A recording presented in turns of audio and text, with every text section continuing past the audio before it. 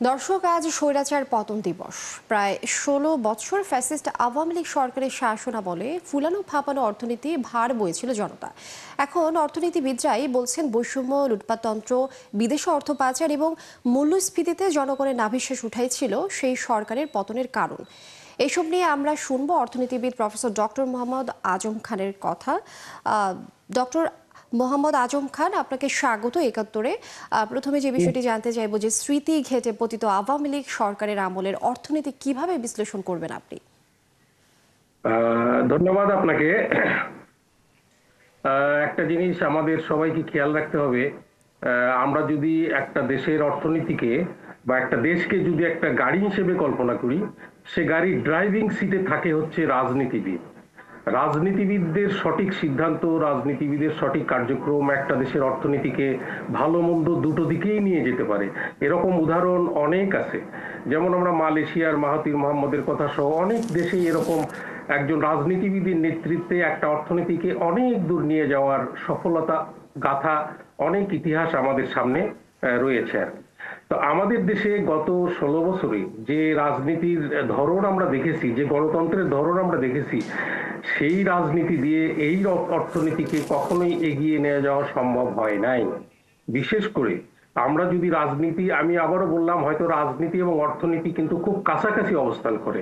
রাজনীতি সফলতার উপরেই অর্থনৈতিক সফলতা নির্ভরশীল। আপনি দেখুন, একটু খেয়াল করে দেখবো আমরা এই ১৬ বছরে প্রকৃতপক্ষে প্রকৃত ক্ষমতাটা ছিল এক ব্যক্তির অধীনে, অর্থাৎ প্রাক্তন প্রধানমন্ত্রীর অধীনে।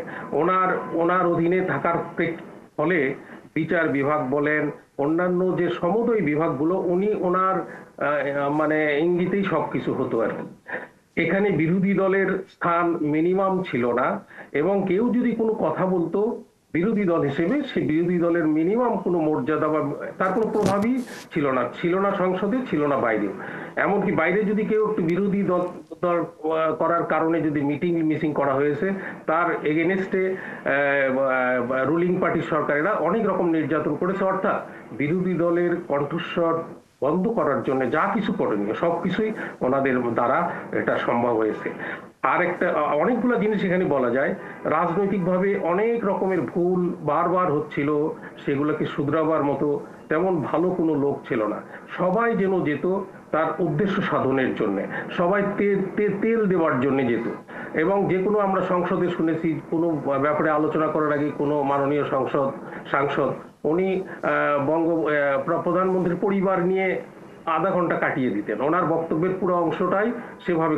তার মানেটা হচ্ছে ওনাদের মধ্যে একটা ব্যাপার জড়িত ছিল যে যত তেল দিতে পারবে, যে যত মানে তোষামদি করতে পারবে তার সে তত এগিয়ে যাবে। এরকম একটা পরিস্থিতির প্রেক্ষিতে রাজনীতিগুলো এগিয়ে যাচ্ছিল। এরপরে যদি আমরা সংক্ষেপে বলি, আমরা বিরোধী দলীয় নেত্রী শেখ খালেদা জিয়াকে ২ কোটি টাকার জন্য, যদিও সেটা আত্মসাৎ হয়নি, এমন হাস্যকর এবং এমন অমর্যাদাকর কথা ওনাকে বলা হতো, সেটাও মানে মানুষের রুচিতে বাধে আর কি। তারপর আপনার ভারতের সাথে যে চুক্তি, অনেক ক্ষেত্রে আমাদের দেশের স্বার্থকে জলাঞ্জলি দিয়ে অনেক ক্ষেত্রে চুক্তিগুলো করা হয়েছিল, সেগুলোরও একটা বড় ইম্প্যাক্ট আমরা পড়েছি। তারপরে শেয়ার মার্কেট কেলেঙ্কারি হয়েছিল আওয়ামী লীগ সরকার আমলে, তার যথার্থ বিচার হয় নাই। এবং আমরা যতটুকু জানতাম, একজন ব্যাংকার, উনি ইব্রাহিম খালেদ, উনি একটা তদন্ত করেছিলেন। উনি পরবর্তীতে বলেছিলেন, কত দুঃখজনক ঘটনা, যে আমি নামগুলা বলতে পারবো না, কারণ এই নামগুলা এত বেশি মানে শক্তিশালী, এ নামগুলা বলা আমার পক্ষে সম্ভব নয়। এরপরে খালেদা জিয়ার যে টাকা, সেটা নিয়ে, তারপরে জিয়াউর রহমান ফ্যামিলি নিয়ে প্রত্যেকবার অপমানকর কথা বলা হতো, এবং জিয়াউর রহমানকে পাকিস্তানি চর, পাকিস্তানের সাথে জড়িত, এগুলো কথা বারবার আসতো। এবং এর প্রেক্ষিতে যেসব অযোগ্য লোক এই রাজনীতিতে আসা শুরু হলো, অযোগ্য লোকদের এই অযোগ্য মানে বাজে কাজের জন্য আমরা গোটা জাতি আমরা সাফার করলাম। এবং আরেকটা জিনিস দেখবেন, ডিজিটাল আইনের নামে বিরোধী দলের কণ্ঠস্বর কিভাবে মানে চাপিয়ে ধরা যায়, কিভাবে রুদ্ধ করা যায়, তার একটা ডিজিটাল আইন ছিল একটা ভয়ঙ্কর আকারে। এখানে কার্টুন একজন ভদ্রলোক এঁকেছিলেন, কিশোর নাকি, ওনাকেও জেলে মরতে হয়েছে একটা কার্টুন আঁকবার জন্য। এটা তো গণতন্ত্রের কোনো একটা সিম্বল হতে পারে না। এরপর নির্বাচন কমিশন, পিএসসি সহ অন্যান্য যা কিছু ছিল, এগুলোতে ভয়ঙ্কর রকমের দলীয়করণ ছিল। একটা শুনলে খারাপ লাগবে যে কোনো চাকরি, পুলিশের একটু নিম্ন শ্রেণী অথবা পুলিশের সৈনিক পদেও যদি কেউ নিয়োগ পেতে চাইতো, তাকে কিন্তু ওই এলাকার দলীয় কোনো নেতার সার্টিফিকেট নিয়ে আসতে হতো। এটা প্রফেসর আমি ডক্টর মোহাম্মদ আজম খান, বলা যেতেই পারে অনেকগুলো ভুল ছিল আওয়ামী লীগ সরকারের শাসনামলে। অনেক ধন্যবাদ আপনাকে আমাদের সাথে যুক্ত হবার জন্য।